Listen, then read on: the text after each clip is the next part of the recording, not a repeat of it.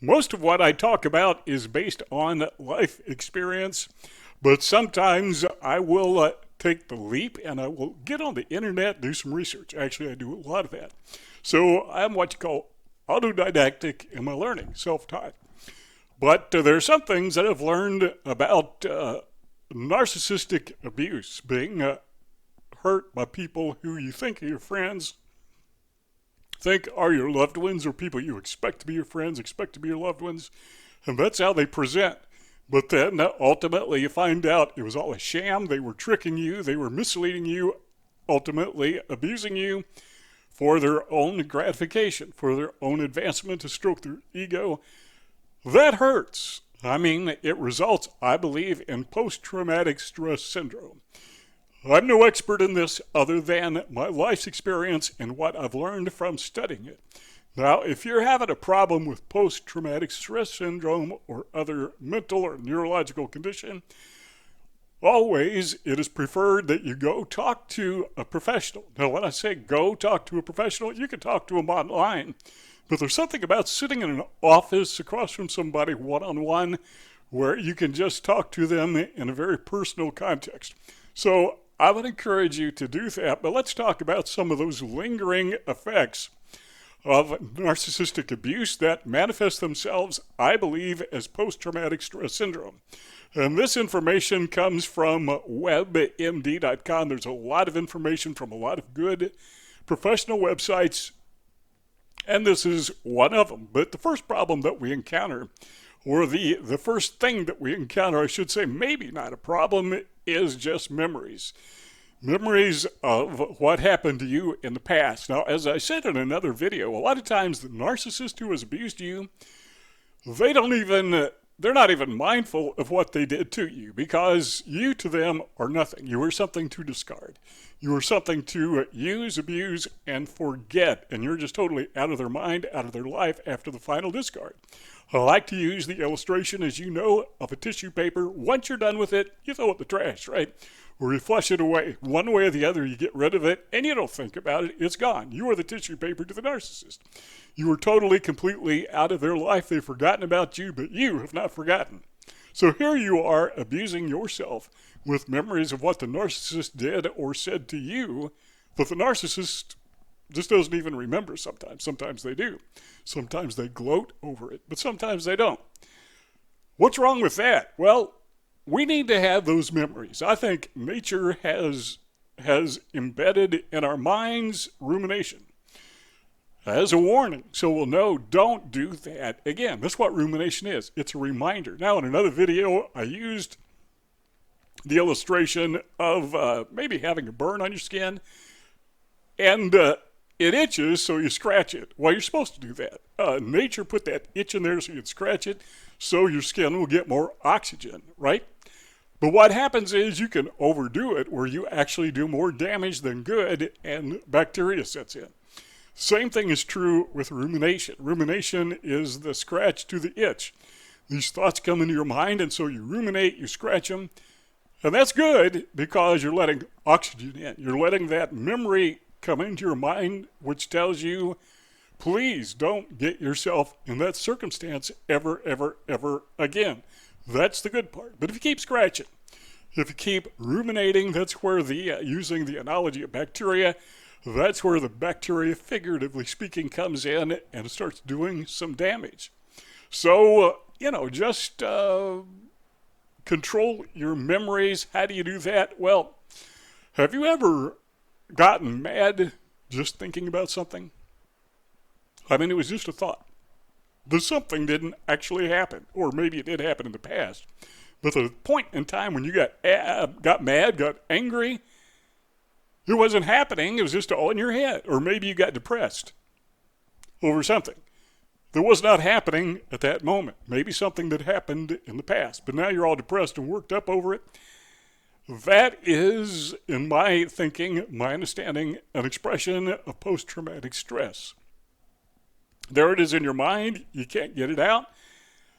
That can be harmful. Number two is sometimes we deal with past abuse through avoidance, strong reaction to similar events. And sometimes the similar event is just a reminder. It could be a place. You've been to this place when you were at this place, wherever it happened to be. You were abused by a narcissist. Maybe, I don't know, maybe it was a school. So you feel very uncomfortable about even looking or driving past the school or walking past the school. Because when you do, it brings up memories, recollections of pain. So you associate that physical, geographical place with the pain that you experience. Could be a school, could be a workplace, could be a church, wherever narcissistic abuse occurred. So you are making that association and you are avoiding that place. Here's an example. Not an example, but an illustration. Let's say that you were in a fender bender, a car wreck.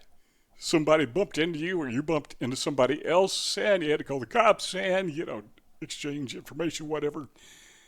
And you're thinking in your mind, if I had taken a different route, this would not have happened. Or if I'd been 5 minutes earlier, 5 minutes later, this would not have happened. And then you think in your mind when it comes to avoidance, if I had not been at school, I would not have had that experience. Or the workplace or the church or wherever it was you happen to be, I would not have had that experience. What happens is that begins to manifest in our lives as us avoiding those things. And I do that. When I go grocery shopping, I usually go at 6 o'clock in the morning because there's nobody there but employees. And they tend to be nice and helpful, When I go out to eat at a restaurant, I typically go middle afternoon because there's nobody there, few customers. Just employees get better service to boot, but you don't have the pressure. So yeah, I do avoidance to a degree, but sometimes it's not the place. Sometimes it's the people. Had bad experiences with people. Okay, now let's stop and think about this for a second. You ready? Virtually every bad experience I've had with people has been with people. Okay, that's kind of obvious, right? Sounds even silly, but it's true. I mean, virtually every bad social experience I've had has been in a social context. I mean, how else could it be? So what I'm thinking is, if I wouldn't be in a social context, if I wouldn't be around people, maybe specific people, that would not have happened, and it won't happen in the future if I avoid them. So sometimes I find myself avoiding people just so I can avoid the fender bender, so to speak. Number 3 is behavioral changes. That is to say, we have different beliefs. I was going to say false beliefs, but different beliefs about how we view the world. There's a term, Hedonia, which basically means you don't get pleasure in things any longer. That sometimes is, I understand, an indication of depression. I know when I get depressed, things that I enjoy doing, they're just not fun anymore. I just don't want to do it. I love listening to good music. Music that I can sing along with as long as the windows are closed, the doors are closed, and nobody can hear me. That I enjoy doing. But sometimes those things just, the joy, the pleasure just isn't there because I'm being affected by past experiences.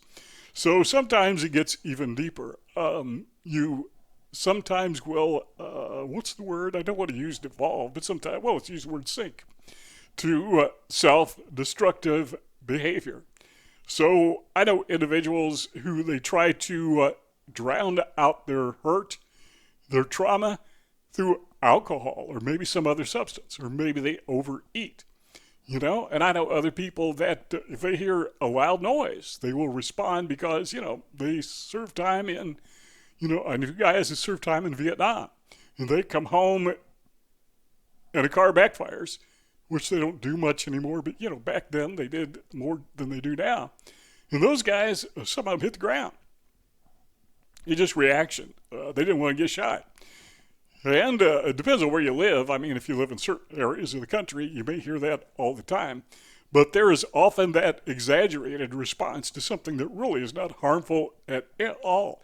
Sometimes we respond by just losing concentration. I don't know if you've ever done this or not, but I do it a lot. I'm trying to concentrate, watching a video, reading a book, reading a news item on the internet, and my mind begins to wander. And I'm not even paying attention to what I'm listening to on a YouTube video, or I'm not paying attention to what I'm reading to on a news site. I'm reading the words, I'm looking at them, but my thoughts, it's really kind of a weird thing. How can you read something and not know what you're reading? Well, you can do it. And I think part of that could be an expression of the effects of the trauma from being abused by a narcissist. And then there's this thing with mood swings. This is, again, I believe it's a natural defense response. So we had this thing with abuse, and we didn't know, it caught us off guard. We didn't expect it, we didn't see it coming, and the narcissist knows that. They do it by design, to take advantage of you. They like to stab you in the back, not literally, but figuratively speaking. I guess in extreme cases, maybe literally, they may do that, but they love to stab you in the back, and then they gloat about it. They think, I'm smarter than this guy, he didn't see me coming. And then they do what's called duper's delight. They're real pleased with themselves that they stabbed you in the back, that they ripped you off, that they scammed you, that they abused you, that they used you. And now they go on their merry way like nothing happened, thinking they're just brilliant because of what they did. That affects your mood, right? As you stop and ruminate and think about what they did. I can think of events throughout all of my life, and I'm sure you can too. I think all of us can, where people did not treat us right, and that affects our mood. When I went to college, I didn't learn much in the classroom because basically, I was doing that thing where my concentration just wasn't there. Talk about attention deficit disorder. Man, I had it. But that doesn't mean I didn't learn anything. I learned a lot in college. I learned a lot about nepotism. I learned a lot about social climbing and social advancing where people fight with each other. And this was a so-called Christian college. I didn't see that much in high school. I didn't see it at all in elementary school or junior high, or I should say, saw very little of it. But when I got to college, that seemed to be the norm. That was just how things were done. And it just, like a slap in the face, it caught me off guard. And it wasn't until later, many years later, even now, here I am 70 years old almost. So we're talking, 50 years have elapsed. And those thoughts still come back, and I'm still learning. Still in the learning process by remembering what I experienced back when I was, 19, 20, 21 years old. So it was very painful, it was very hurtful, but guess what? I'm glad I went through it. I'm glad I experienced my college education, which was more education about how people behave than it was about what I was supposed to be learning in the classroom. And then number 4 is this. We tend to think of ourselves as being vulnerable to abuse. Good reason for that, because we are. Well, because everybody is. Everyone on the planet, all 8 billion of us, are vulnerable to abuse, some of us more than others. So I stop and think about all the abuse that narcissists have put me through, and then I read about stories of other people who have been abused, and I realize that my abuse is, it was a walk in the park compared to what other people have endured. People who were physically abused as children, I'm not going to get into that because it's just disgusting. And even into their adult years, they don't know how to deal with people, and people take advantage of them. It's very, very hurtful just to read about it, for me at least. And so we're all vulnerable to abuse is the point that I'm making. But what happens is we tend to react to that. We expect the rejection because we come to a point where we want to acceptance is not there to accept. So we want to be accepted, we want to belong, but we know from the past that if we get ourselves in that situation again, or at least this is the thinking process, the thought process, we're going to be rejected. See those 2 rectangles on the screen? Let's keep talking if you'd like. All you got to do is click one of those 2 rectangles. The conversation will continue. If not, thanks for stopping by, and we'll see y'all next time.